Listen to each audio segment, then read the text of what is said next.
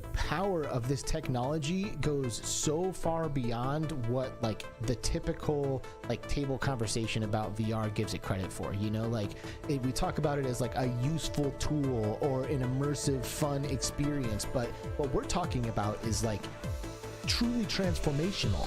It should be perfectly possible to trick your brain into any experience if your brain can already do that itself naturally. So VR is almost like taking that ability for our brain to generate any experience for us and like putting it in our hands, which is wild. Man, that's something in the history books. People are going to look back and be like, yeah, 2022, 2023. That's when education, after hundreds of years, finally upgraded. We're in a strange time where our physical worlds are intersecting with our digital identities, and right now is a time to kind of determine what you want that to be. Once you have full body tracking that works well and it's frictionless, right? Meaning it's easy to do. Yes. It's a whole new, it's not a game changer, it's a whole new game. So maybe there will be some other people who would be curious to see what I'm learning, what I'm discovering, so to say. And that's how the Discover YouTube channel started. Oh, not really disco VR, Discover. Oh. Yeah, I feel bad when people ask me about VR, or they're like, what do you do? Like, all right, you asked, here it comes. I love VR, but I love going out and breathing fresh air. And not only was I stuck in VR for 10 days, I was stuck in one room because I was streaming, the same space. I didn't see the sunlight. I totally lost track of what time everything was. She dances with the robot. She does the first steps. She dances with that robot. She takes that thing off her fist. I have the video. I'm holding it hostage. She takes it off her head and she says, I gotta have it. There are a few moments in my life I can remember very vividly. The day I got married, the day my kids were born, the day Facebook announced that they bought Oculus is one of those days. I was making chili. I've been in a lot of gaming communities, and the VR community is by far the best community that I've ever been involved with.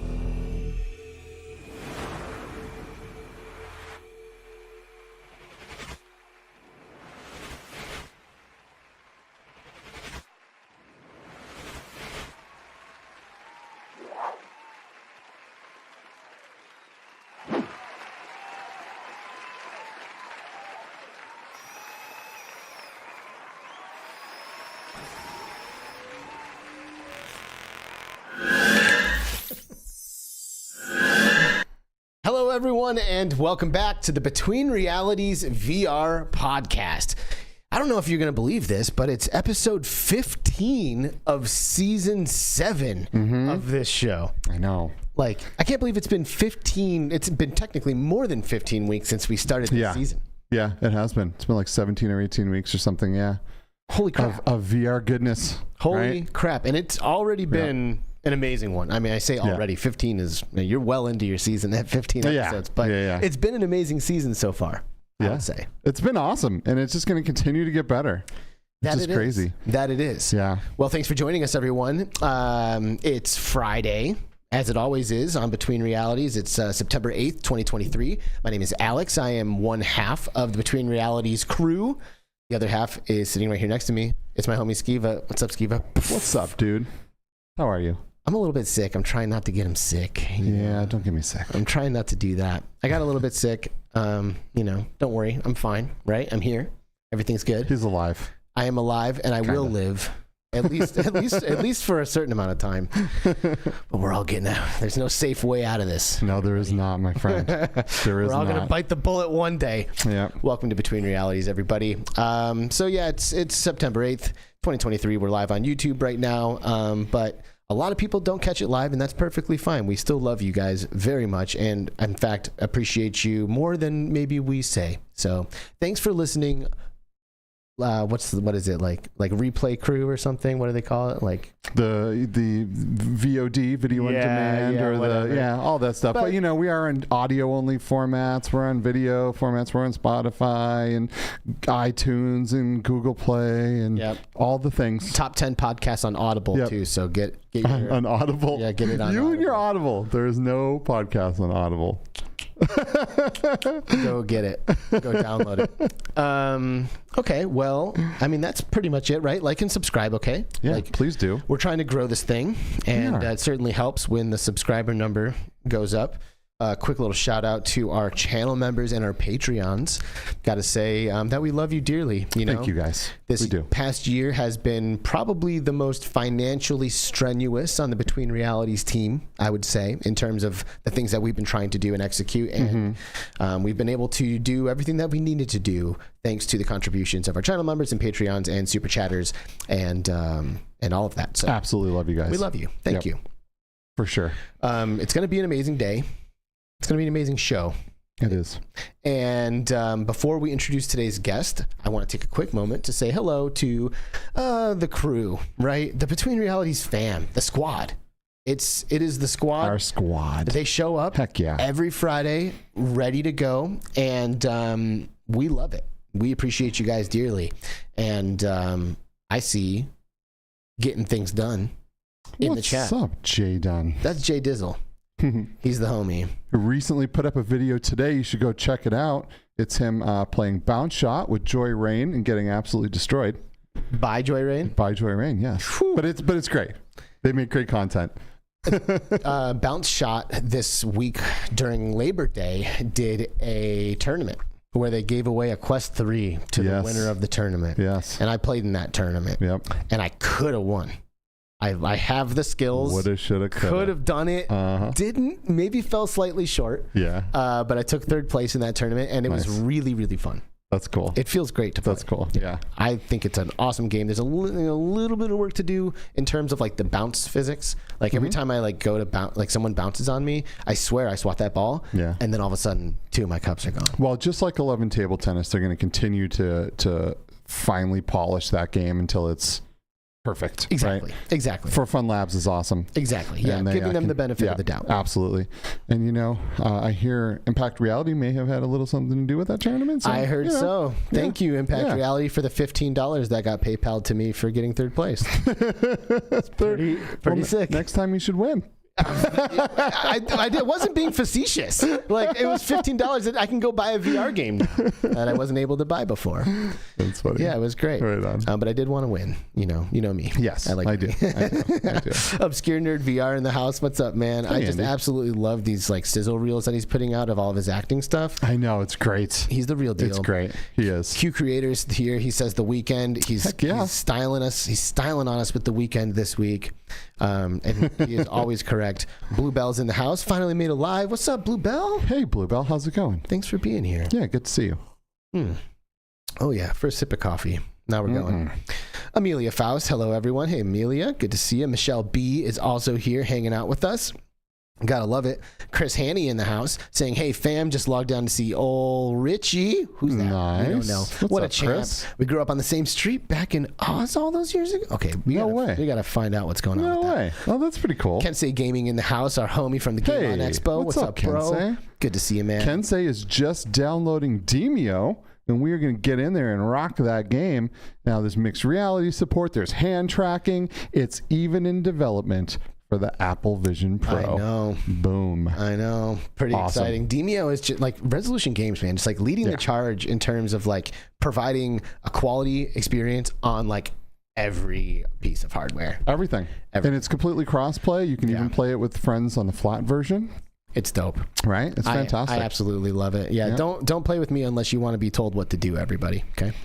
Smash Drums. Smash Drums is here. Mr. Potom, I'm so jealous that you guys got to hang out at Gamescom. We did. And I got to try his new mixed reality version of Smash Drums, where the drum set is sitting there in your environment, and you can also shoot electricity out of the drumsticks and just smash through your walls, and like the ceilings are crumbling down, and it is so good. It is so good. That sounds pretty sick. He's killing it. And by the way, y'all, if you have Smash Drums and you have not unlocked the Between Realities kit, you have a plan for this evening.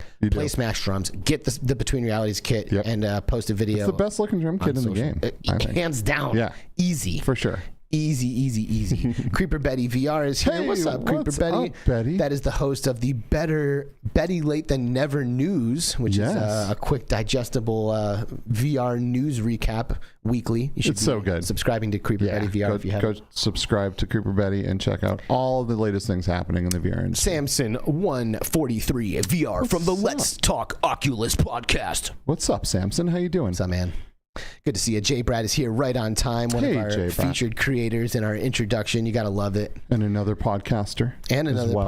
I need to watch J. Brad's podcast more, dude. Oh, it's so good. Yeah, it's so good. J. Brad, I gotta click the bell, bro. And Fluke Rogi, who's on yet another podcast for VR. Like, this is like podcast mania right here. That's what we do. We bring them out.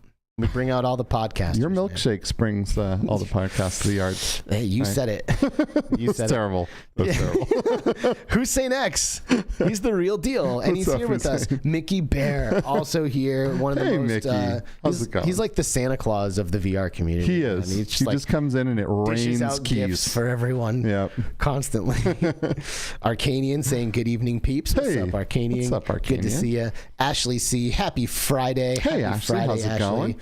Thank you for joining us for the live show. Heck yeah. D1 360 XR.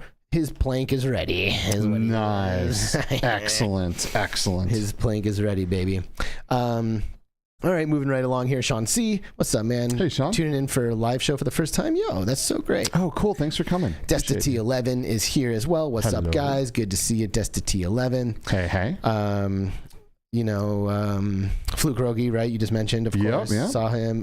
Mind Jive is here. Hey there. That's so great. E-Pilot 007. Yes. Hey. Dan Kitty VR. Meow. And we love you guys. And Eric Q2C VR Gamer, also one of my partners at Impact Reality, just put out an amazing article on XR Update about Gamescom. So if you want to know what that was like, check it out. He did a great job writing that article. Fantastic stuff. Cozy time. Thanks for tuning in. Heck yeah. Eric, I love you. I miss you. Will you call me or something, man? Like, I want to connect. Todd, I love you as well. Todd saying, yo, Ricky in the house. So Todd did like a whole episode talking about Richie's plank experience and called him Ricky the whole time.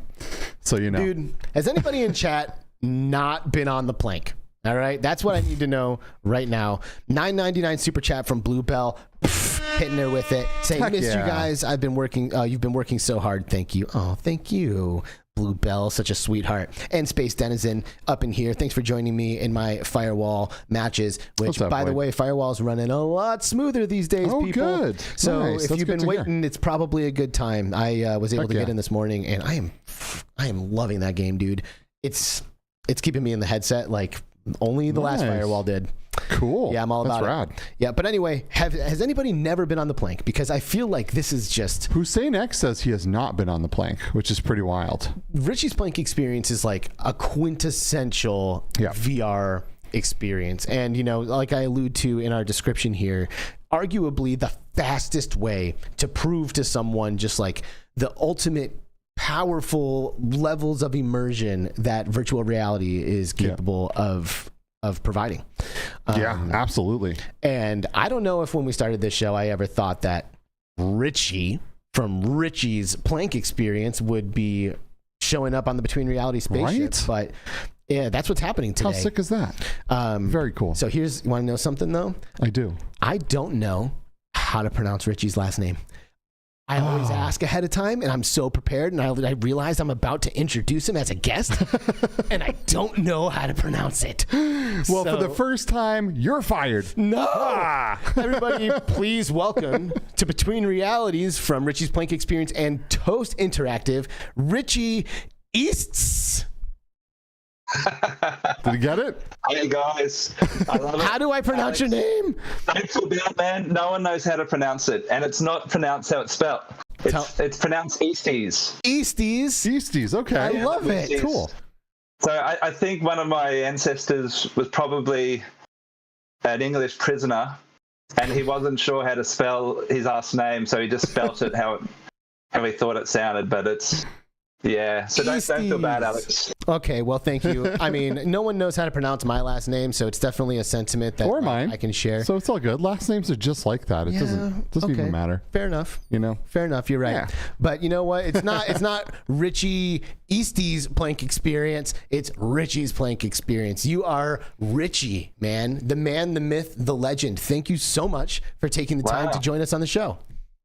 Thank you for having me. I've been listening to your show for a while, not live, unfortunately, cost of the time, but yeah, no, it's I can't believe I'm on your show. You guys are the Hey, you know, you said it. You said it. Richie from Richie's Plank Experience is saying it, so I mean, it must be true, right? Like, hey, I'll go with it. Yeah, we're gonna take that. Richie. That works. So what time is it over there right now? And where is over there? 7 a.m. It's 7 a.m. Ouch. I hope you got some coffee. Yeah, I have my coffee. Nice. Right here. Sweet. Yeah. You are where? You're in Australia. Where in Australia? In the Gold Coast, which is in Queensland, and not far from Brisbane. Nice. And you're always there? Yeah. That's home? That's home, yeah. Nice. It's amazing how many VR games get made around here, though. It's like, what? You find out, and then you find out, oh, this game was made there as well, and it's like... Okay, so, I mean, I didn't realize Chris Hanney in the chat saying that you guys were on the same street. Is that true? Yeah, so Chris Hanney, shout out to you, brother. He helped make Space Pirate Trainer, which is one of the OG VR titles, one of my favorites. We lived in this street called Sugargum Street in this little suburb of Brisbane, and then 10 years later, we're still hanging out at swimming club together. And then, you know, life happens. You get married and you have kids and you travel. Chris traveled to the other side of the planet. And then we find out we're both heavily in VR. And it's like, what the hell? This is ridiculous.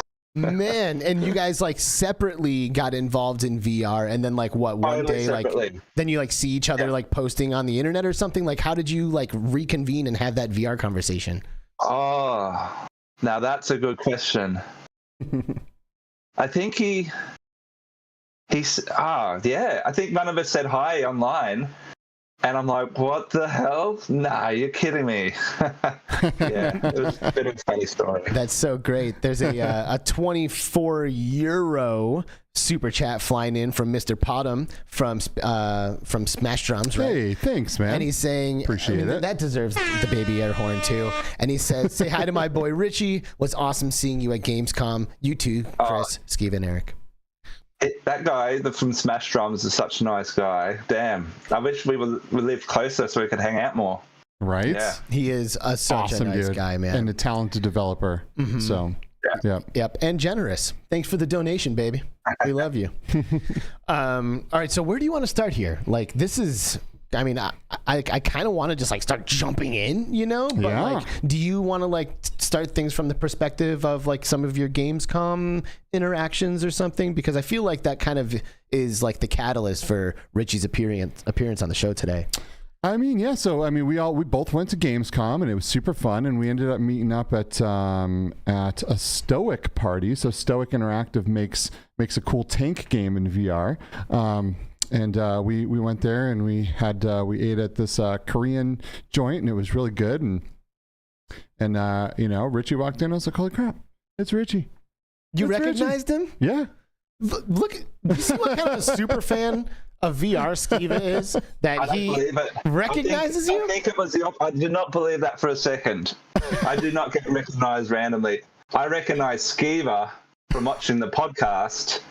And then he just turned around and was being nice. Now, I saw the selfie of Richie and Skiva, and if you've ever seen a photo of Skiva and I together, he makes me like, you know, it's like, it's different. We're not the same. It's different. And then I see this selfie of the two of you, and there's Richie and there's Skiva. Like, are you like... It's a pretty tall dude. Are you like 6'6" or something? Like, are you super tall? I'm tall, like I'm 6'2" or 3, but it's not. I think Skiva's got me. He's pretty tall. He's a pretty tall, beautiful man. He really is. Man, you are so beautiful, Skiva. Oh, thank you guys. I'm even more beautiful to our audio listeners.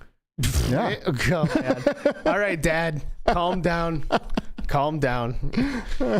Oh man, yeah. So no, it was a good time, and Gamescom was incredible. And while we were there, we get to go over to Toast Interactive's booth and kind of check out the new things they're working on, which we'll get into later. And it was just fantastic. I got to meet the team. I got to meet the CEO of Toast and Richie and his wife. And so it was absolutely fantastic. We had a blast, and excited to get into some of the things that the Toast is working on these days. Yeah, me too. Yeah. And that's going to have to come after we just talk about some good old-fashioned Richie's Plank goodness, right? Yes. Because this game is experience. I do hesitate to call it a game, right? There is some game stuff too, right? Sure. Mm-hmm. Absolutely. But at the end of the day, this is something that you experience, not play. You don't go, I played Richie's Plank. You're like, no, I walked the plank. I did the plank. I experienced that plank. Yeah. And it is like quintessential VR. We do the Game On Expo here in Phoenix every single year, and we've done it for 3 years.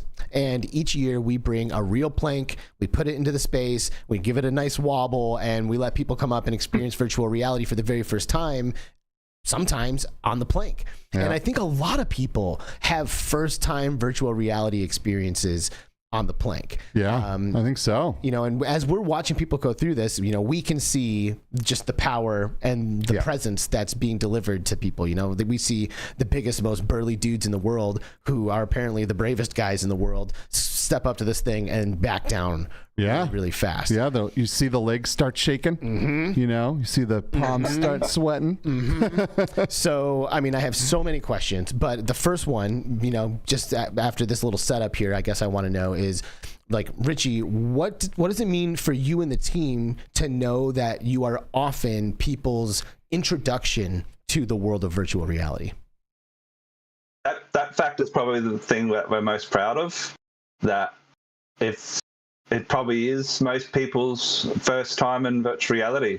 That's not a thing that we take lightly. We probably don't think about it enough. We could probably use that in our marketing, but we never have. It's just a holy crap thing. I can't believe it. Yeah. Is that by design, or did you just go to make the best experience you could, and then it just turned out that it was conducive for these first timers?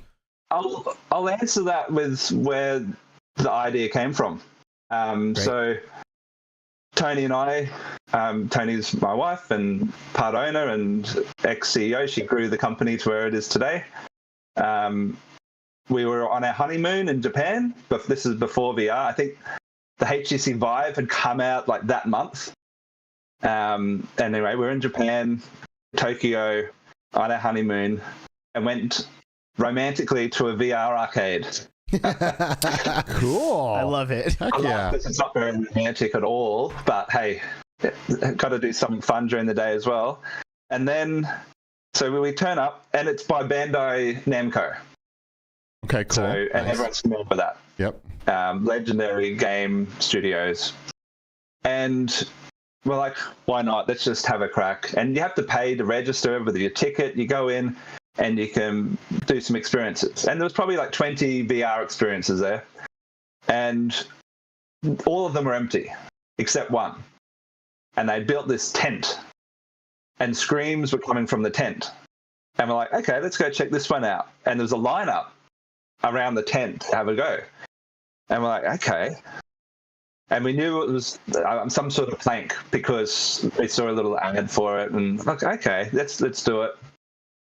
And we gave it a go, and Tony couldn't walk out, and then it was my turn, and I'm like, oh my goodness, this is amazing. So they're the original plank, Bandai Namco. That full credit to them. So this was a VR experience that you did that was basically the plank, and then you're like, hey, good idea.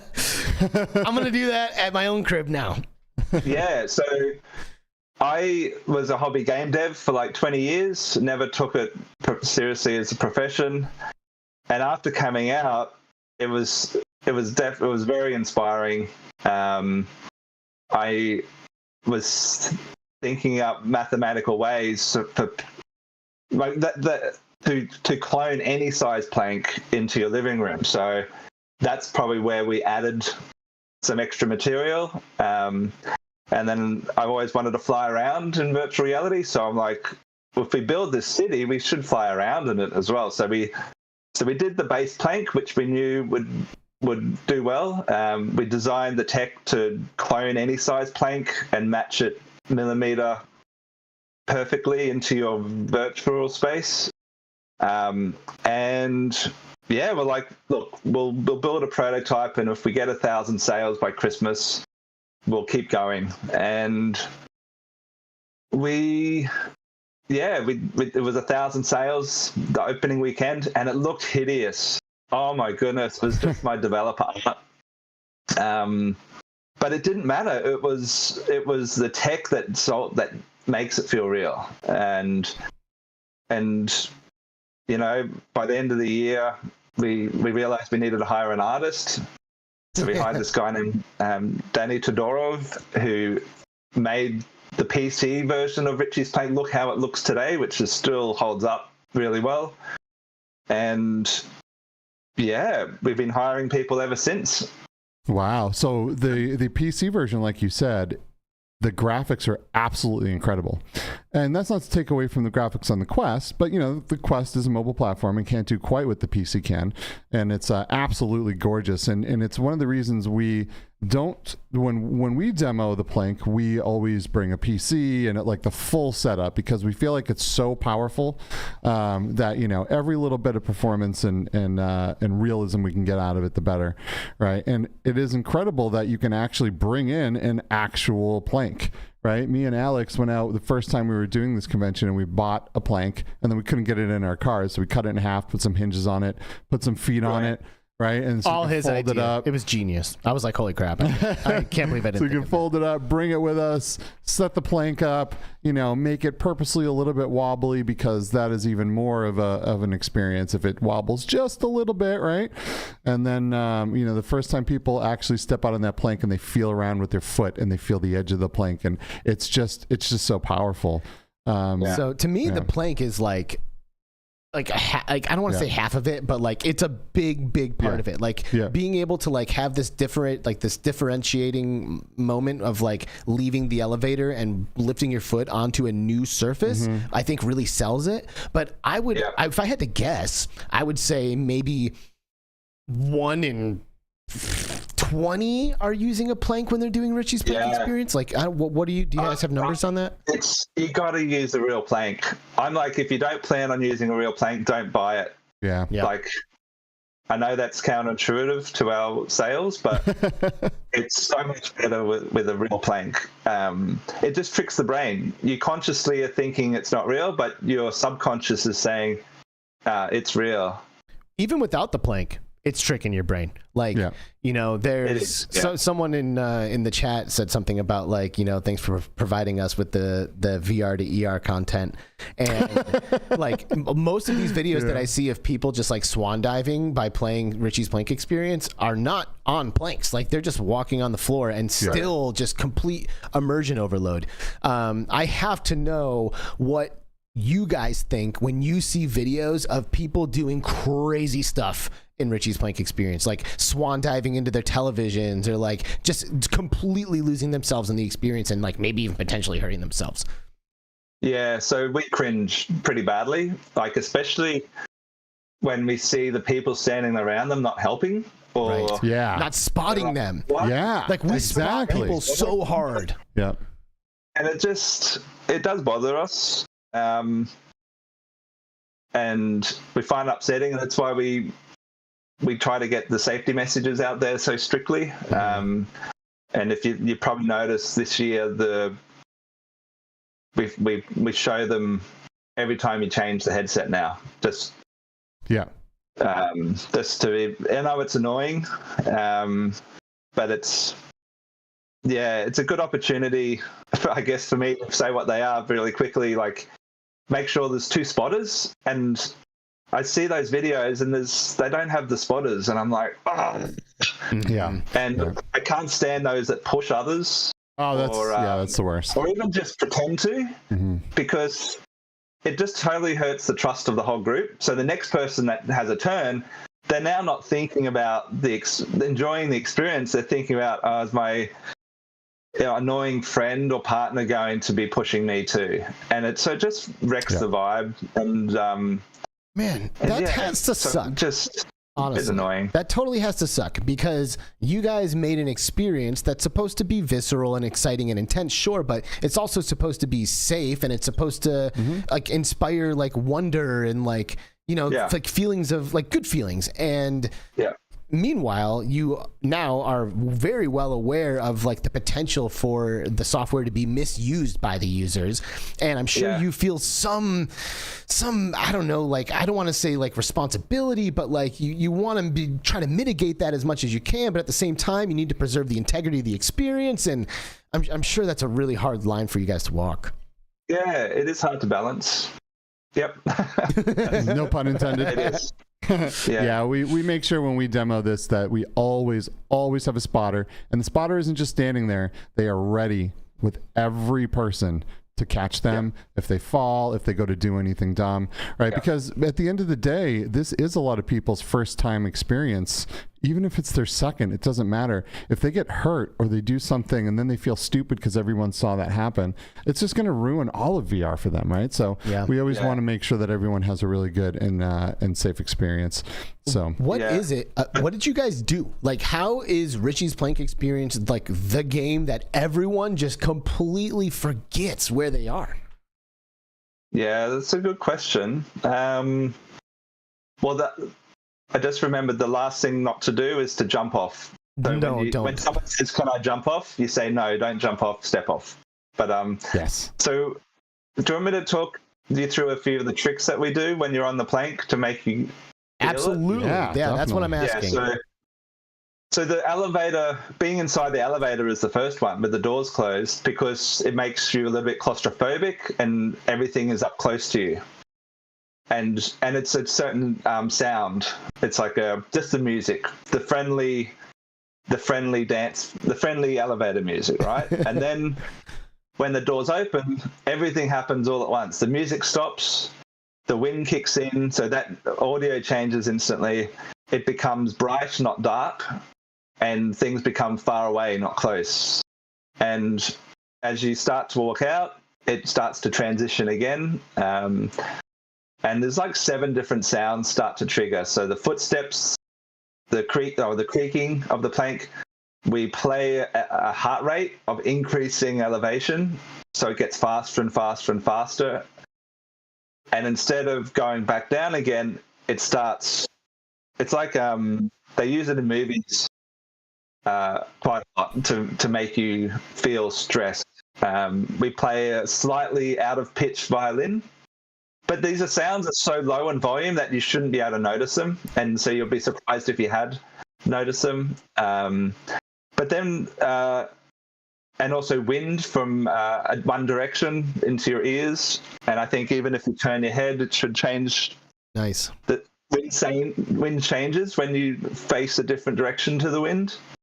And then, looking down, we realize it's the parallax effect that gives the height. So we squeezed as many objects as you can between you and the ground. And by objects, I'm talking about it starts from the plank, and then there's clouds, birds, a tree, there's elevator, shaft, housing, there's like the air conditioner vents and cable. So those things combined is what tricks the brain. It's not how good it looks, because I know how ugly it's looked in the past, and the same percentage of people get scared on the old ugly version as the newer version. So it's that's it. I mean, can you believe that people are like still to this day having their minds blown by this experience? Like, this is one of the most original VR things that people have done, and like to this day, people cannot walk out on that plank. Like, I feel like it really has some staying power. Yeah, our CEO Kylie still just stands there dropping F-bombs.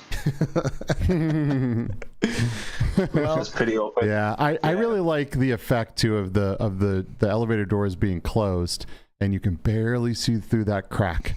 and you see things going by, right?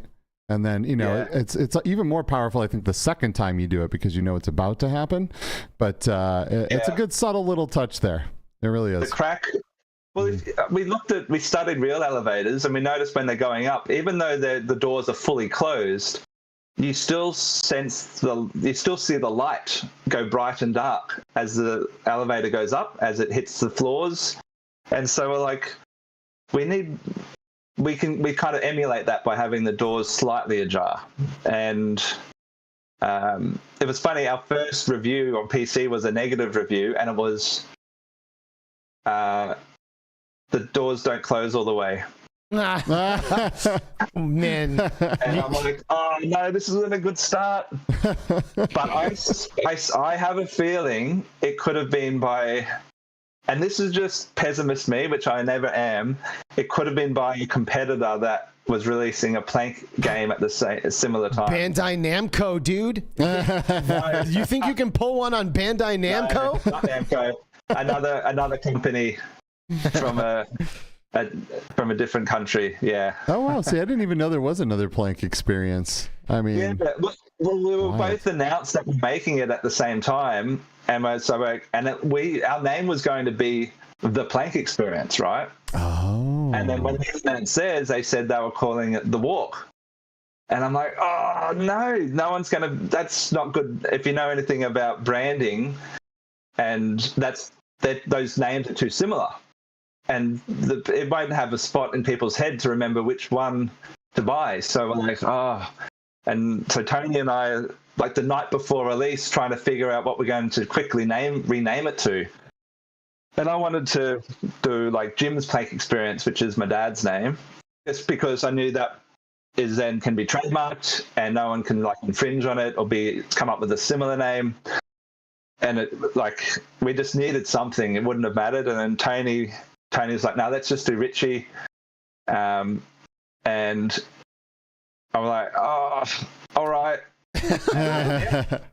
I mean, I will admit, when I first heard of this experience, I'm like, Richie's Plank Experience. I'm like, who the hell is Richie? You know, like what? We know it's weird, but it was a panic decision. Dude, but it works is the thing. Like, you know, now like the name is synonymous with like this really amazing, really immersive and intense VR experience. So, you know, and like naming stuff is the hardest, man. Like I've said this so many times. Like naming something could easily be like the most difficult part of the entire process sometimes. And at the end of the day, it doesn't matter. You know what I mean? Like people learn to identify you by what you're doing, and they just like attach the meaning to whatever name you've chosen. You know, like I think about Paradise Decay. I would agree with you. I would say it doesn't matter, but only as long as it's memorable. Yes, it has to be good. Yeah, tell that to Nintendo with the Wii U. You think they lost just because of I think the name was a huge part of why the Wii U failed. Yeah, which really sucks, man. Shout out to the Wii U. I love that thing. Mine still hooked up to my TV. I do too. I love the Wii U. It's so great. It's a fantastic console. It is. But the name. So Richie's Plank Experience, 2017 is when it came out, and here we are 6 years later. 6 years is a good amount of time. And have you guys been busy this whole time? Did you release Richie's Plank and then just kind of like chill for a while and then like pick up new projects later? Well, I mean, I'm going to go ahead and say that it wasn't that long afterwards, Santa Simulator came out, right? Oh, yeah. And I'm going to mention that because Santa Simulator is something that happens in my house every single year. It is one of the only like little Christmas rituals that we have, and it's awesome. My kid absolutely loves getting in that sleigh and flying through on the reindeer and throwing presents in all the kids' chimneys. Like, this is something that she looks forward to every single year, and anytime she has a friend come over, it's, do you want to be Santa Claus? And they're like, what? That's awesome. Yeah, and then so out comes the headset, and Santa Simulator is a thing. And why don't you tell us about that a little bit? How that came to be, because this is legit a part of my every year's Christmas tradition. That's cute. Yeah. Okay. So our marketing strategy is what can we add that will get people hyped up and talking about the game again? So, because then everyone wins. We're not wasting marketing dollars. We're just making the game better, and then the customers get a better experience. So we were like, okay, what do we do? And I always wanted to do something for Christmas, something that we can reuse the Diddy, which cost a lot to make. So we're like, all right, let's do a sleigh ride. So that's why we did it. But we knew kids would absolutely love it. They can sit down in their sleigh, ring the Christmas bell, and start throwing presents out of the sleigh into all the chimneys around the city. And even though we knew kids would love it, we kind of tuned it for adults. So like the music choice and the dark ambience, it's like a serious, it's not the giddy Christmas elf going, it's dark and moody. You could imagine a campfire in the corner. Just emo Santa. Yeah.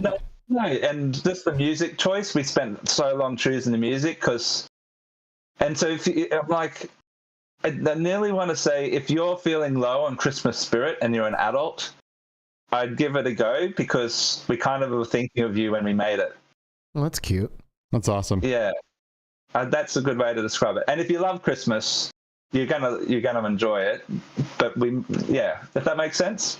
Yeah. So was this originally part of Richie's Plank before it ended up being its own? It came out a few years later.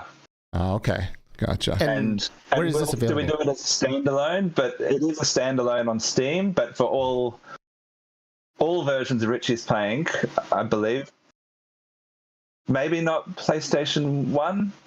But yeah, all PC and Quest all include the Santa simulator built in. Sweet. So around Christmas time, you'll see the bell outside the elevator doors, and if you ring it, that's a little hint about how you can start it.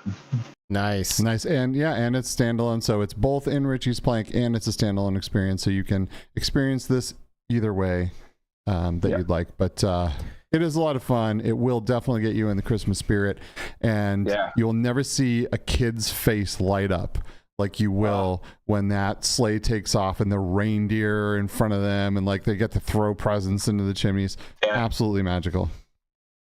VR spry guy in the house. I want to do it all year round. That's the problem. What's up, VR spry guy? Good to see you. Hey. Gamer Tag VR swinging through. What's up, GT? Our homie. I miss doing the crewcast, bro. Let's get it back up and popping on Monday. Real. Thomas McNostrils here with us. Good to see you, man. Hey there. Paradise Decay, of course. His ears must have been ringing. What's up? I saw Nathy in the chat earlier. Yeah, What's up to Nathy? Nathy. Oh, nice. He's such a homie, dude. I miss Nathy, man. I miss you, dude. If you're still here, I just want you to know I miss you. Yeah, I got to see and hang out with Nathy a little bit as well at Gamescom, along with Gamertag and a whole bunch of people, man. I'm jealous, dude. Yeah, it was a good time. I'm jealous. Okay, so, Santa Simulator, worth mentioning, obviously. A nice, extension from the Richie's Plank experience formula. And this came how long after the release of Richie's Plank? Yeah, a few years afterwards. A few years? And we guys just like... after Nightmare Mode. It was Nightmare Mode after Christmas. Don't know. So much has happened. It's been a long time. 6 years is no joke. So I want to transition into your new title called Max Mustard, which you guys just announced a week ago? About something like that.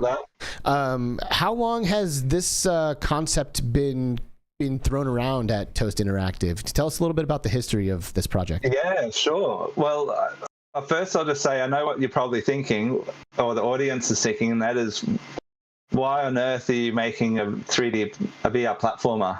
Like, everyone expected us to be making a sequel to Richie's Plank, and so the history, why? So it was actually 4 years ago. We were trying to figure out what are we going to do next, and we were all getting a bit, Richie's Plank's getting a bit boring now for us to keep working on, because it's not new and exciting. And we had a team of 5 at that point, and we'd all only ever worked on Richie's Plank. And I thought, we got room to be a 2-title studio. What are we going to work on next? before we were, and that's right, the hardware wasn't quite ready for there to be a worthy sequel. So we wanted to, before we do a sequel, we wanted the hardware to get to next gen. And so we wanted something else to work on in the meantime. And so we made a spreadsheet. We listed all the ideas of what game we should work on next. And then we came up with 3 categories to sort them by. And so one was, how much do we want to make it? And we gave it a score out of 10. Do we have the capability to make it? And gave that a score out of 10. And will it make money? And then gave that a score out of 10. And then the highest scoring one in all 3 categories was a VR platformer. And so we're like, let's do it. So that's where it started. And we made a prototype like 4 years ago. And 3 years ago, we kind of started working on it. And then since then, we've hired another 30 people. Wow. Heck yeah. How did you keep a lid on this for that long? Like so many projects get leaked years and years before they're ready to come out. And like, it seems like this is polished and you guys are pretty much ready to move on it. Like, how did you manage to keep your mouth shut for years? Oh, you have no idea. Like I've been salivating about showing people what we'll be working on for so long. And I just like, no, we have to wait. We have to wait. And then it got to the point where, okay, no, now we want it to be amazing. So I would just daydream about the reactions. That's what I do. Instead of getting the reactions, I would just daydream about them, and then that would drive what features and what we add to the game. So a lot of things in this new title are because this is going to get a good reaction out of people. So like I'll spoil one surprise. There's a one of the levels, you're in a little rowboat and you have a gadget. And so you're doing, I won't tell you what the gadget is, but you're doing things with this gadget. But then there's some rapids and then it gets calm, but then there's a waterfall drop, and I'll let you guess what happens at the end of the waterfall drop. I'm so excited, man. I got to be honest. Yeah. I love 3D platformers. Like, I loved 3D platformers before virtual reality. I feel like my entire identity revolves around the experience as a kid of me playing Super Mario 64 for the first time. Like, I was born in that moment, you know what I mean? So this kind of gameplay, these like colorful worlds, these kinds of like physics and interactions in a world, like speak to me on like a core, like personal and nostalgic level. So when I got to play games like Astrobot, for example, which this of course is absolutely reminding me of, I just ate that up. And I've been waiting for someone to come along with something like that will give me an opportunity to just like sit down and enjoy this immersive gaming experience without necessarily having to be like sweating or, you know, standing or ducking out of the way or whatever. Alex, we're on the same page there. Yeah. Nice. I was at a VR conference, right? And there was an expert speaker on the stage talking about VR, and I'm like, okay, I'm making notes. And then they said, so all VR has to be first person. And I'm like, what? Like, at the time, my favorite game was third person. And I'm like, hang on. And then on the flight home, it was a long flight, and I'm flying home and I've got my Switch out. I was playing Mario Odyssey for the first time. And I'm like, this is awesome. And I remember having to use the right thumbstick to move the camera's direction. And then I was putting those two things together. I'm like, it's not that VR has to be first person. And then I'm like, 3D platformers on flat screens are better in VR, only because you don't need to use the right thumbstick to move your camera. You just have to turn your head where you want to look. And that's arguably says that VR is better for 3D platformers. So that solidified the decision for us quite a bit. And when Astrobot came out, big shout out to the studio there. Oh, they set the standard really high. Yeah, they did. Like, it is so good in so many different ways. They really know what they're doing.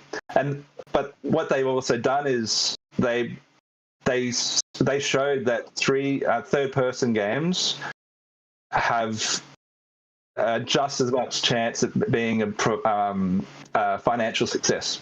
100%. Yeah, I mean, everyone is clamoring for a new Astrobot on PlayStation VR 2. Yeah. Astrobot's amazing. It's absolutely amazing. And I will also say that I think Super Lucky's Tale, or Lucky's Tale, I believe it's Lucky's Tale is the VR one, is absolutely amazing too. And then I really liked Ven. So I don't know, why a lot of people just think that you have to be inside of that person's head. I mean, VR, I guess you want to embody the character, but there are imagine if people were like, oh, you can only make a movie in one way, or it's not a movie, right? Yeah. It's just not the case. Yeah. And there's so many amazing platformers out there. Cool. Moss is a brilliant. If that Moss is it's a puzzle platformer, yeah, it's great. I guess by comparison, ours would be an action platformer. Yeah, yeah. Moss is fantastic, and so is Moss Book 2, and they're very successful. And I think that just shows that people do want to play games like that. I mean, maybe this is a little different, but Demio too, right? You're not one of the characters on the board, right? You are standing above them, looking down on the board. There are so many good ways to utilize VR, and there's still great ways to take advantage of the fact that you are in virtual reality and you still have this first-person perspective. Like, you're having gadgets and you're interacting with the world using your hands still, while also controlling the third-person perspective of the character. So you're still leveraging virtual reality in ways that you're not able to in these third-person games, typically, anyway. And I can see that that's obviously still the case here in Max Mustard, which, like I said, I'm extremely excited for, and it really makes me feel good to know that what I was saying about being a platformer was resonating with you. Is this who did you make this game for then? Because you said that you made the Santa game. That is such a good question. Yeah. I want to tell the answer. I'll tell the answer because I hope I don't get in trouble. So it's marketing again. If you go to marketing school, right, they teach you how to do to come up with personas of things that you make things for, right? And that it usually includes an age range and things like that. And we're like, okay, it's really hard to, yeah. And South Park. Love South Park. Made by Trey Parker. So I watched a talk by them once about storytelling. And their secret was they don't try to make South Park for a particular audience. They'd make it for one of their friends every episode. And I'm like, oh, that is brilliant. So I liked it so much because it makes it fun to make the product for that one person rather than this generic, boring persona. And so we made a Facebook profile for one person and included their things that they like, and they have an age, they have 2 kids, they have a job, a name, a fake photo, and they are 38 years old. They played Mario when they were a kid. One of their favorite movies is Terminator 2: Judgment Day. They don't have much time at the moment. So they don't have hours and hours to play VR at a time.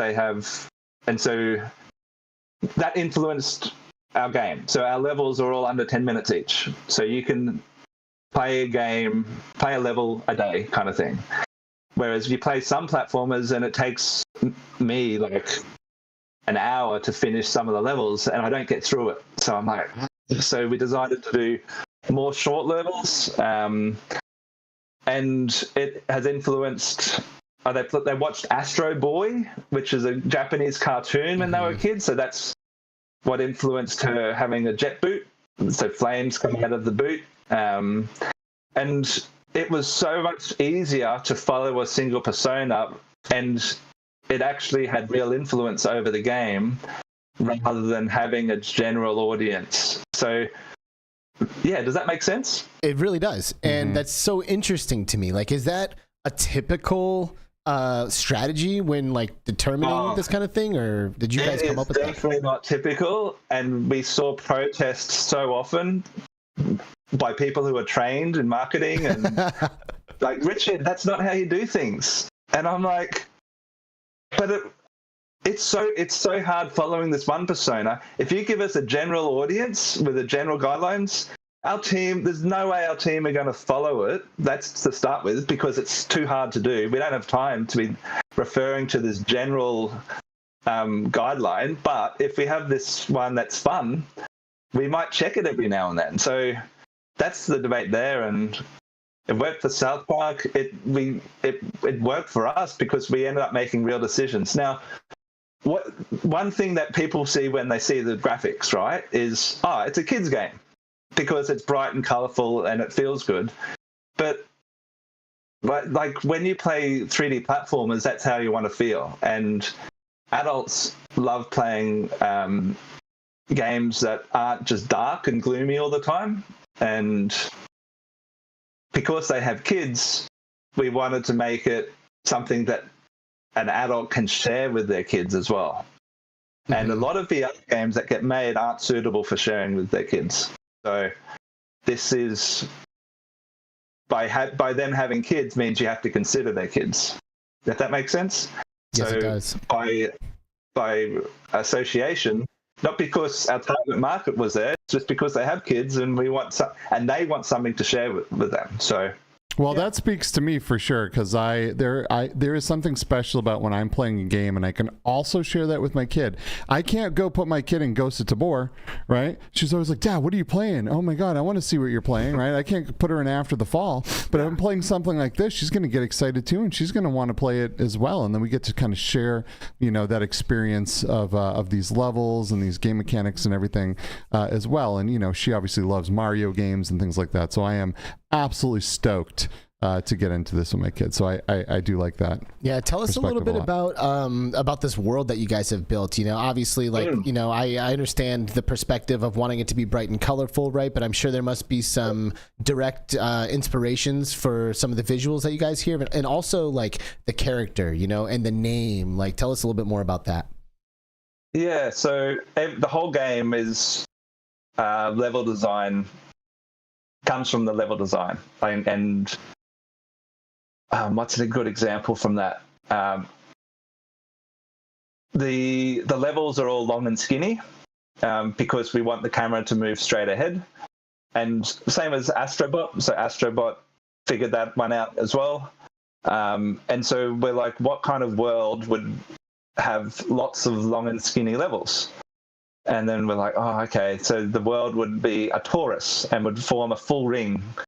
So that then led to us having a planet, but that has, this is the story source.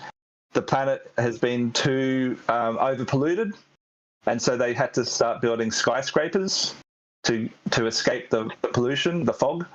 And then they needed to go higher, so they started building this ring around the planet, and all of our levels are played on that ring. And so that also led into the story. So that's a bit of the lore. And so every decision has been level design and game mechanics first. So and if we made a level that looks fun, and then made a dark equivalent, it's just better when it's fun. It's a bright, happy-looking level, because then you can have contrast. So then you can go into caves and awkward moments, and if everything's dark, then you can't have those contrasts. So that led that character. Yeah. Max Mustard. Yeah. So the name. The name's a tricky one. Like, as you know, trademarks are so hard. We spent so long trying to find names, and we wanted it to just be plain mustard, the color of her jumpsuit, of the character's jumpsuit. But yeah, we just can't. There's too many trademark and challenges. So we needed to give a first name, and that's where Max came from. I really love your honest approach to this. You know, it's like the same with Richie's Plank. We're like, all right, we got to name it. You know, like, and it's got to be different than everybody else. So what is it? So the name definitely raises eyebrows, and to me, if it wasn't raising some eyebrows, it might not be unique enough to be memorable. So it's kind of how brains work. Like, brains need something unique to get the association. Otherwise, the brains have trouble remembering. And yeah, you need a bit of a mnemonic in there. All right, so before we move on from Max Mustard, which again I just want to say I'm super stoked about, and you know, I know the code's in the mail already, so I'm not going to worry about that.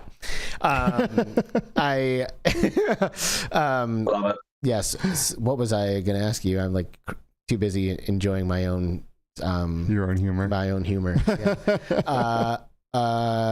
Let's talk about something crazy. Yeah, let's do that. But I have one more question, and it is what's going to make the experience of Max Mustard any different than any of the other platformers, or is it a familiar formula?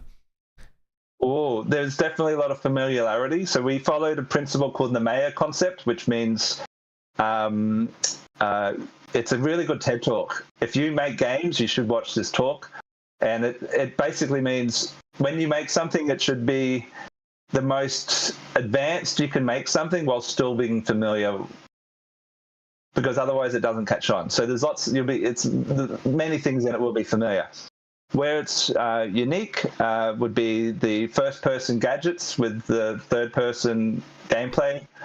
The character's control is pretty up there to me. There's wall jumping and double jump and attacks, and we prototyped the bum slam the other day. Nice. Probably call it the Skiva slam because he suggested it at Gamescom. No way. Oh my God. Skiva slam. one of the unique things is, do you know when you play a 3D platform and you collect coins? Yeah. And quite often coins don't really mean too much.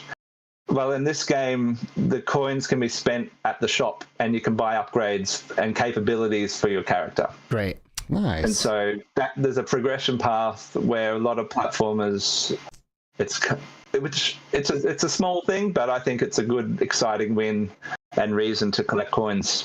I really appreciate that. All right, so let's talk about something crazy. And good job on this, by the way. I can't wait to play it. So did you have something in mind, or are you waiting for me to ask you a question to get this started? I was just trying to help you out, Alex. Because I lost my train of thought.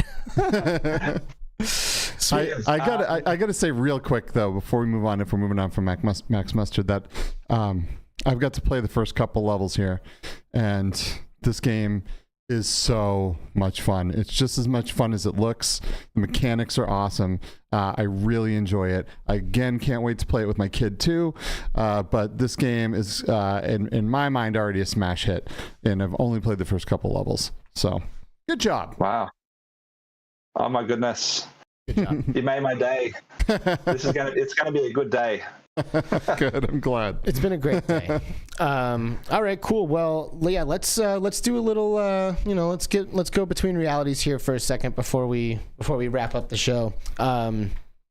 Richie, you've been in the VR space for a long time. You know, as long as anybody else, really. Do you want to maybe give us some thoughts about the current state of the VR space? You know, tell us a little bit about the hardware that has you excited, maybe something that you think we should be paying attention to. Sure. I will say, I see a lot of hate for Meta, but I'm like, they have spent so much money on R&D to get VR to where it is today. It's kind of ridiculous. And it changed the market. We were, as a PC developer, at the team of 5, we were kind of maxed out, right, with the number of sales we were getting, and that would have been us probably similar to where we are now if things kept going how they were. But because Meta spent the billions that they did on R&D to get this portable headset going, I'm like, I want to appreciate that more than the kind of sentiment that we have out there. And we wouldn't have the games either, because the developers wouldn't be able to afford to be making the games that they are if Meta hadn't kind of paved the way for more people getting these headsets. And that's something I think about quite a lot. And investors might look at Meta going, but they're losing billions. They're not making anywhere near enough. But if you think long term, in one day in the future, people will looking back and be like, how did Meta own so much of the market at such a cheap price? Because VR is obviously not going anywhere now for the rest of human civilization to me. Like, we get to live at the birth of it, which is, it feels like we're in the future with these headsets, but we're still only at the birth of, it's like when the first car came out, people looking at this car going by, some people think it's odd, but cars are going to be around forever as well. Like, they'll be very different in 1,000 years, but same with VR. I think every device and screen that we own at the moment will one day be like not replaced, but supersede a VR and some sort of eye technology, an iteration on what we have today. And it probably not in that lifetime. I'm talking in the hundreds or thousands of years. VR will ultimately make everything else redundant because you just won't need it. Mm-hmm. Like, it will be in a museum. You might still have to have a battery pack in your pocket or something, unless they invent a biological battery, but that's a small upgrade, really. Mm-hmm. It's not inconvenient having a battery in your pocket. And I don't know, I'm just excited and driven by the fact that we get to be at the start. And yeah, it is amazing. And like, I remember being at VRLA in 2018, and the Santa Cruz was like the talk of the show. Yeah, like, everyone's talking about the Santa Cruz, and they're like, oh my God, when the Santa Cruz comes out, it's changing the game, man. Like, we don't have to travel with base stations anymore. And this is like when I was very first getting into VR. So that was a sentiment that like I couldn't really relate to, because I wasn't like traveling around for years trying to demo VR games in hotel rooms. But I was there with the Arvory team, and they were all just freaking out about the Santa Cruz. And at the time, this was Oculus. You know, like Facebook had nothing to do with this. Like, this was all still very much only Oculus. And, well, Facebook still owned it at that point, and it was and it was their money, but it was still called Oculus, and it was still, you know, it was still more separate. When did they buy Oculus? Like 2017 or something. I mean, it was really close, but yeah. But what I'm trying to get to here is that, like, I agree with you, Richie. Like, I do give the credit where it's due. I understand that Meta, Facebook, whatever you want to call them, are largely responsible for the like mainstream public perception of virtual reality today. But why do you think it is that people like to give Meta a hard time? What is it about what Meta's doing that people don't like? And this is where, to me, it's really bad. It was that really bad stuff up with their third-party data. Ashley says 2015, by the way, is when that happened. What was that company? Oh, okay. There was a movie made about it where, and different organizations and countries around the world were basically abusing access to that data for buying ads for the wrong influence. And Meta copped the slack for that, basically. And so they should, to a degree, I guess. And I think they've handled that since then quite well. There was a movie made as well where, I forget. Do you remember the Netflix documentary? Yeah. What was it called? The Social Network? The Social Dilemma? No, The Social Dilemma. The Social Dilemma, maybe? I think it was The Social Dilemma. And they sold the data, and it was a third party that didn't delete the data when they should have, and then they were going rogue as well. And it was bad. And from what I've seen, they've dealt with it well since then. But it'll still be a while before they fully recover from that bad reputation. Then, to me, I mean, but like from your personal perspective, like, do you feel like Meta's I guess, intentions in the space are pure enough that like people should stop giving them a hard time, or do you think that we should be careful? Yeah, from what I've seen, I think so. But I also don't blame those for given the slack from past mistakes either. Like, yeah, and I will also say that I think it's always very, very important to hold all companies up to a very high standard when it comes to your data, when it comes to collection and everything, and how they're treating their customers. So, you know, where I do absolutely applaud Meta for everything they've done to bring this industry where it is today and be able to sell games, right? Because not much happening on Steam, right? You know, we do have to make sure that, you know, we just demand excellence from the companies that we give our money. So yeah. I want to do a shout out quickly to the PC VR community. And they probably feel like games aren't made for them anymore. But I just want to give a developer's view on that. And it's good for them. Like, when we make a game, it costs a lot to optimize it. And when we spend so much money, it could be even half of the budget on optimizing a game for a portable headset. What we have in the end, if it was taken seriously, is a very highly optimized game, right, for a portable headset.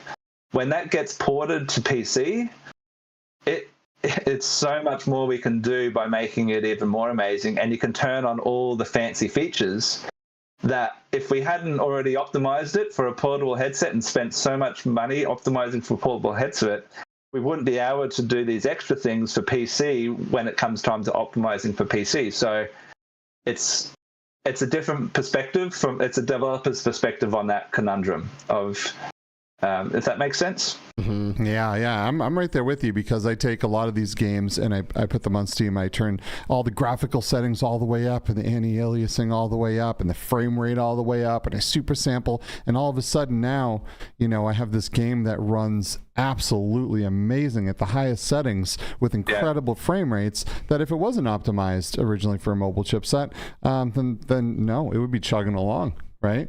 Definitely. Yep. So yeah, I see where you're coming from there. I mean, I don't know if like, because VR gamers, especially like I see in the community, like I feel like we can be hard to impress, and I feel like gamers don't cut a lot of slack to developers very often. You know, like people have very high expectations of these things, especially like if they're going to open their wallet and pay for it. And if someone says, I'm going to open my wallet, I'm going to pay $20 or $30 for their VR experience. And if they get in there and like anything is falling short of their expectations, I feel like we have just like a really tough crowd, and they can be pretty brutal. And I don't think people understand quite how much work goes into making these types of things, and B, how much it actually does cost, because at a certain point you can't just keep spending money developing. Like you have to like figure out a point to like draw the line and like put a bow on it and ship it, right? So are you able to give us any perspective in terms of like maybe how much it actually does cost for a studio to develop something like this, and how you make that decision to like draw the line and say, okay, like we have to put something out now? Yeah, I guess after release, if you're not getting enough sales to cover costs, any work you do on it is charity work. And so as a developer, yeah, sure, if you're getting sales, it's easy. Yeah, we'll keep updating it.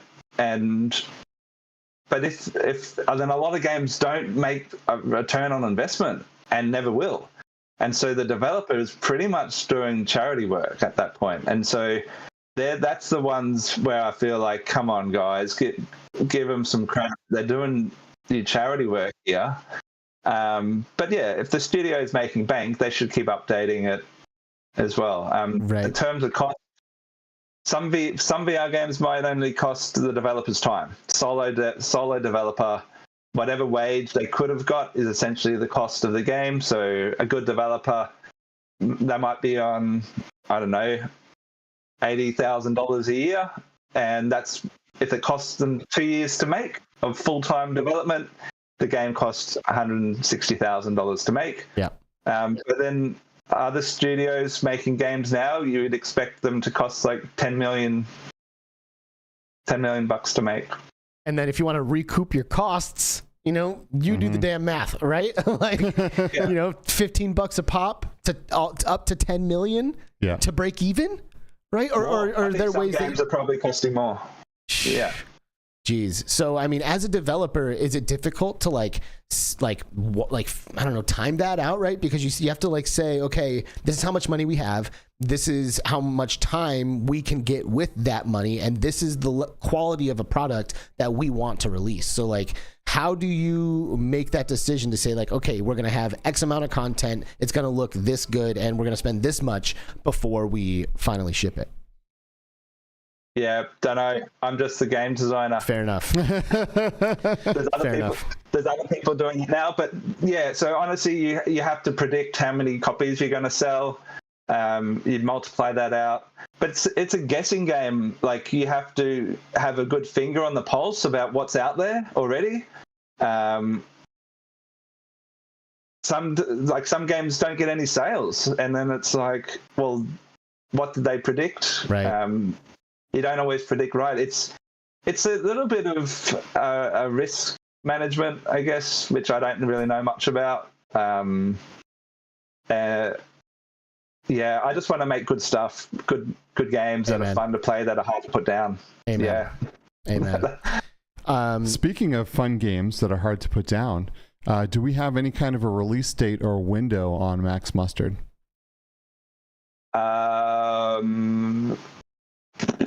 As soon as it crosses a very high quality bar. Are we talking? I mean, a few months, maybe something like that. I reckon. Yeah, maybe early next year. Okay. All right. Cool. Do we know any kind of any day? Any kind of to commit any day. Okay. Yeah. Okay. What about any kind of price point? Yeah, we're thinking up to 30 US. Looking at other similar titles. Yeah. Mm-hmm. Are similar titles, stuff like Astrobot out there in terms of like the length or duration of content? As high cost as Astrobot. Of course not. Yeah. But I kind of like to compare, I guess, to like Moss, or it's not going to be the highest price game, but it also won't be a low price game because it costs us a lot to make it. Yeah. Well, and it looks really good. It'll be up there, but it won't be the highest price game, that's for sure. Word. Awesome. And then can we expect this on Quest only? Quest platforms? Will it be coming to PC, PlayStation VR 2? It'll be on every headset that let us on there. Cool. Heck yeah, that's what I like to hear. That's awesome.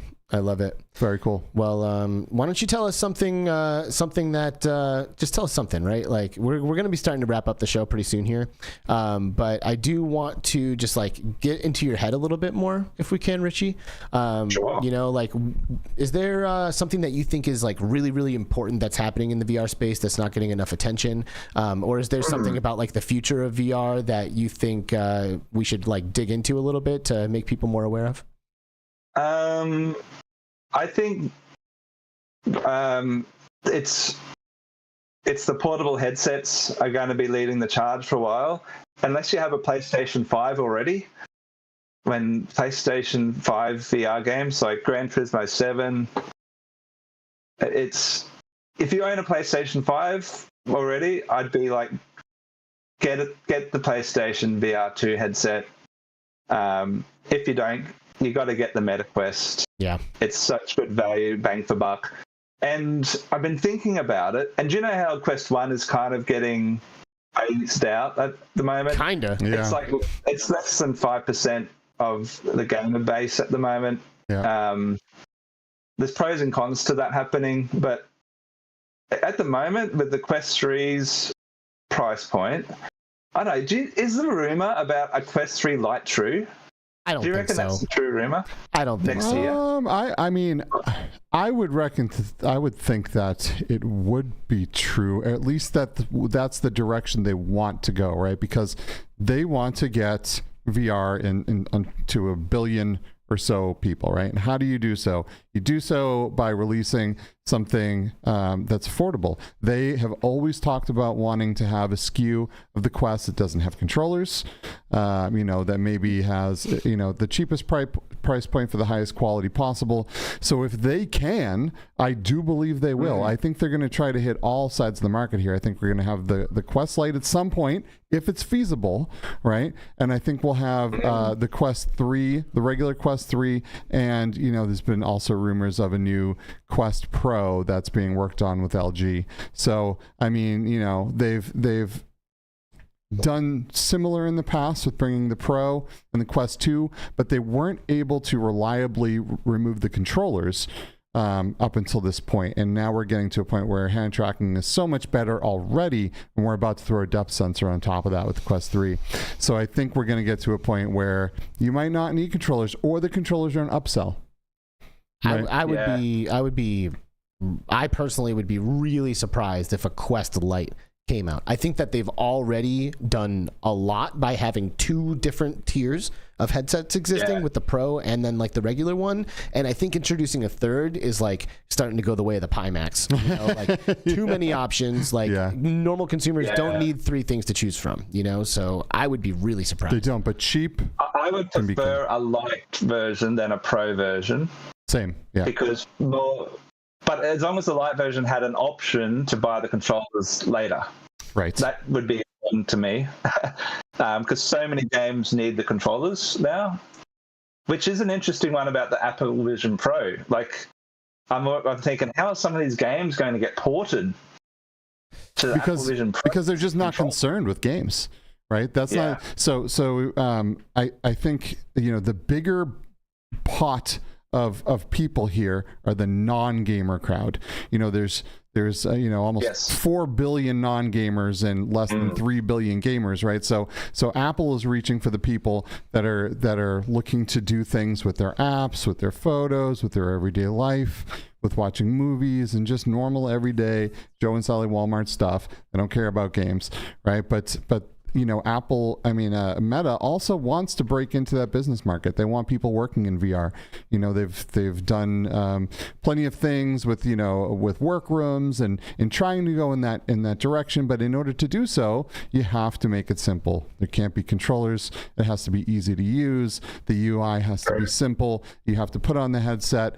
You can't worry people with creating boundaries. Your normal everyday person doesn't understand that stuff and doesn't want to do it, and it's a friction point. But we've seen now with the Quest 3 that you're just going to be able to look around, and it's going to scan the room and create its own boundaries from the depth sensor.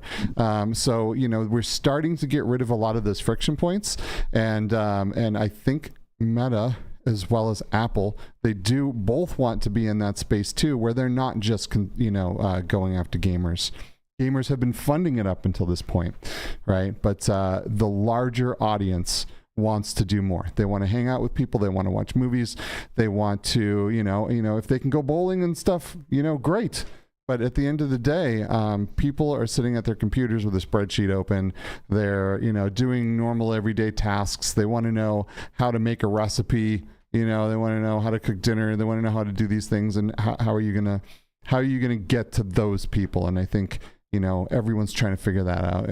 Apple being on the forefront of that, and Meta trying to look for a way into that not gamer-centric market as well. So there's a lot of places to go here. Yeah, for sure. It's going to be a very exciting time. I was also thinking the other day, with if a consumer is price conscious, right? And the Quest 3 is coming out, and they're trying to decide between the Quest 3 or a used Quest 2, which there might be a lot of if people are upgrading. Wouldn't be surprised. I'm like, if I was price conscious, I'd probably get a used Quest 2 plus, and then use that extra couple of $100 or more if it's used to spend it all on games. Yeah. And the reason is, like, from a developer's point of view, when we release games, we're going to be optimizing with the Quest 2 as the baseline for at least another few years, because there's still so many Quest 2s out there being used. Yeah. And so it's going to be a relevant headset for at least another few years. Yeah, it absolutely is.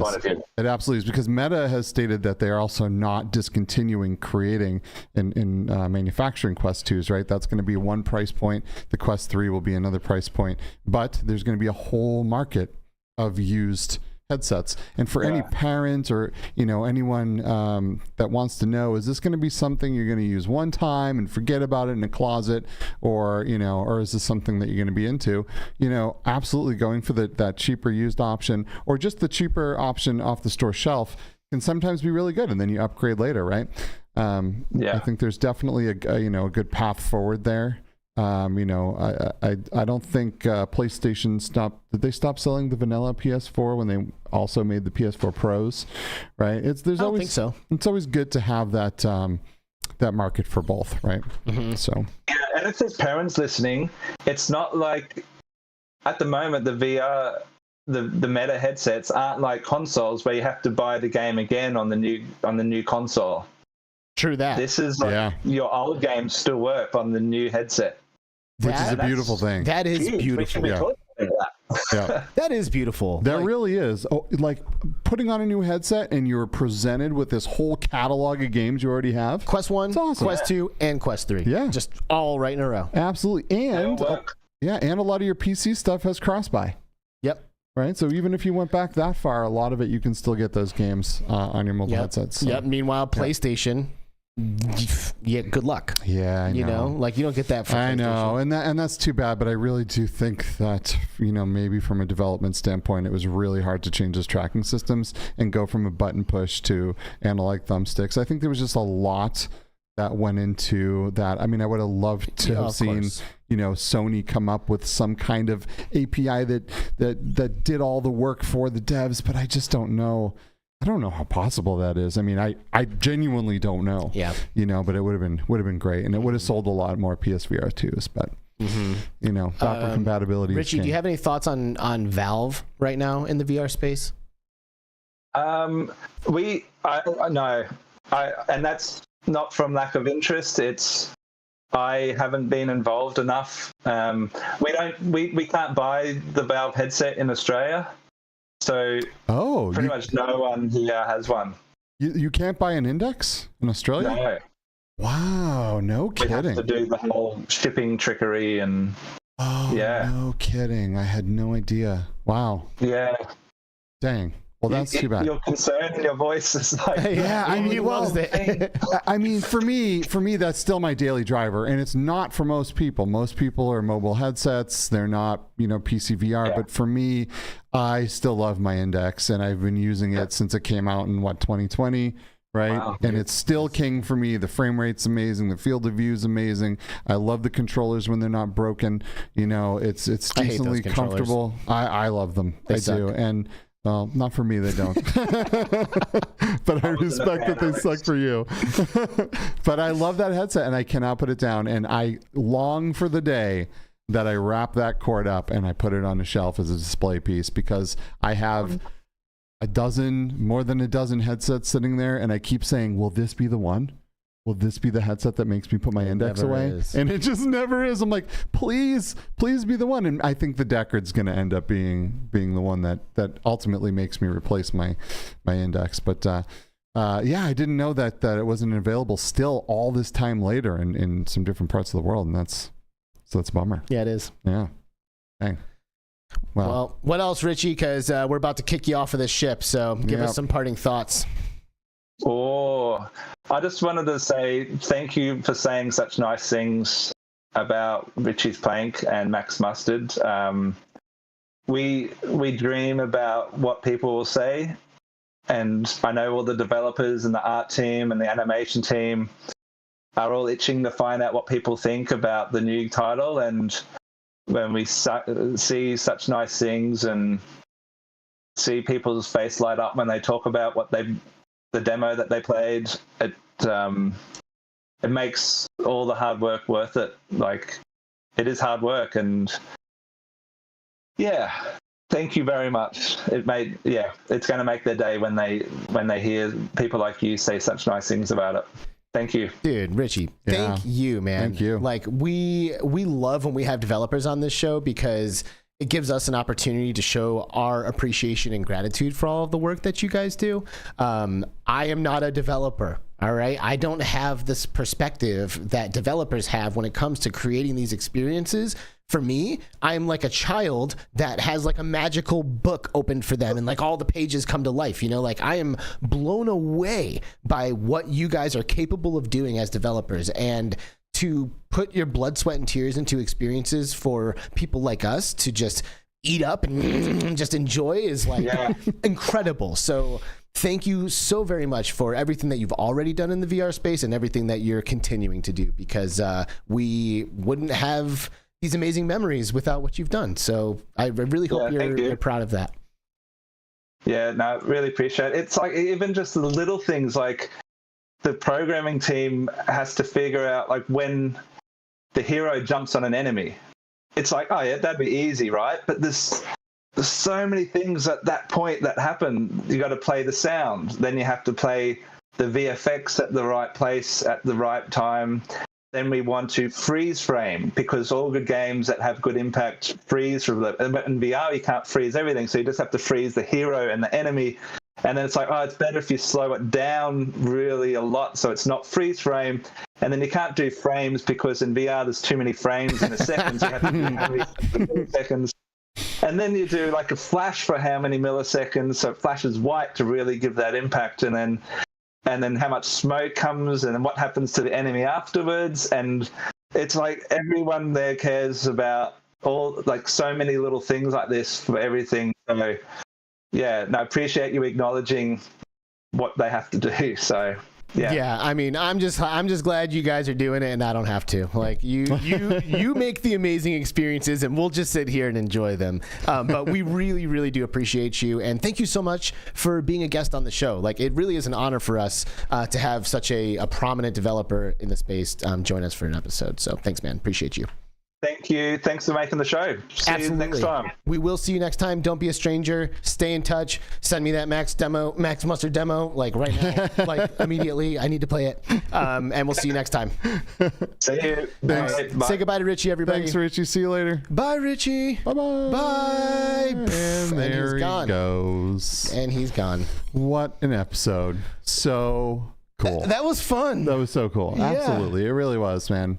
You know, few people have been around for in this industry for longer than Richie, and that have done more amazing things and you know, been the catalyst for so many people getting obsessed with VR. So it was really, really awesome to have him on. Dude, and if you would have told me when we started this show that like we're gonna be having people like Richie from Richie's Rank Experience as a guest. I know. Like, or next week's guest. Dude. Right, this is all you, brother. This is all you. Hit them with it, dude. Hit them with it. Next week we have on Brett Leonard, and Brett is the writer and director of the movie The Lawnmower Man, which The Lawnmower Man was one of those movies that got me originally obsessed with this technology.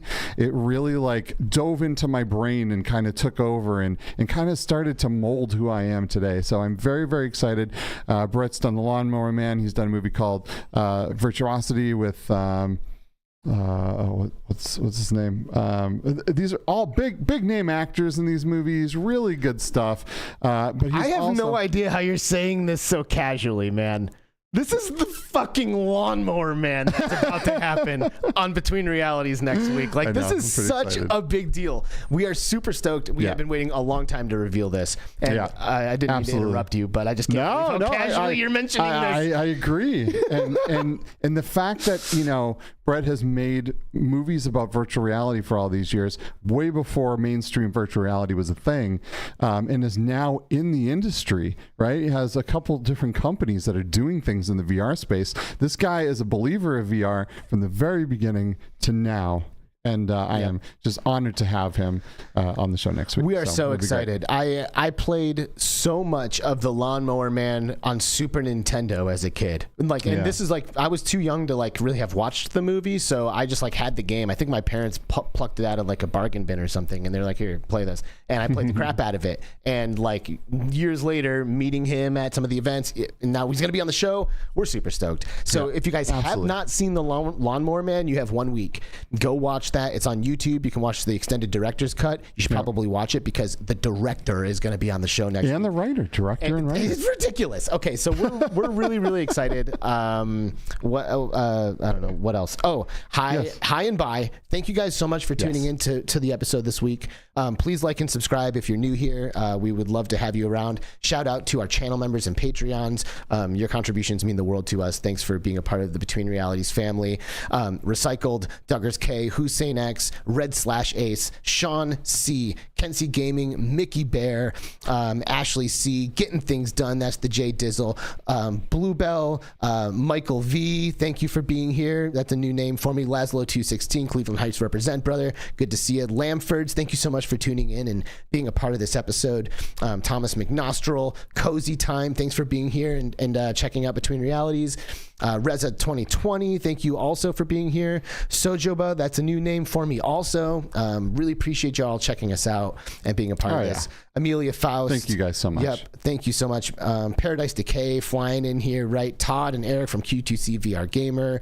We had Nathan and Gamertag cruising up in here earlier. Arcanian, Butter Something. Like, dude, are you serious?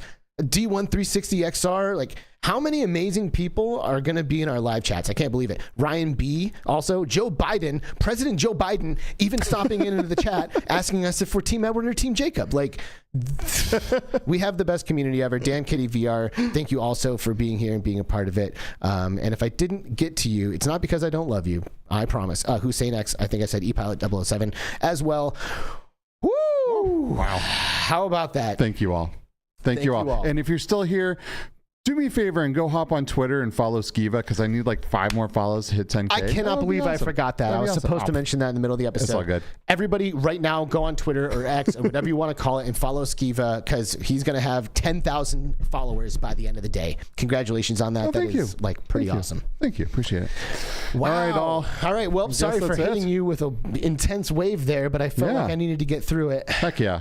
Amazing. Yeah, it was fun. Love you all. Thank you for being here. Love you all. We'll be chilling this weekend. Join our Discord in the link below and join our multiplayer session channel. We'll get some games going. I'm addicted to Firewall right now, so it would really not be hard to get me in there. Anything else? I think that's it.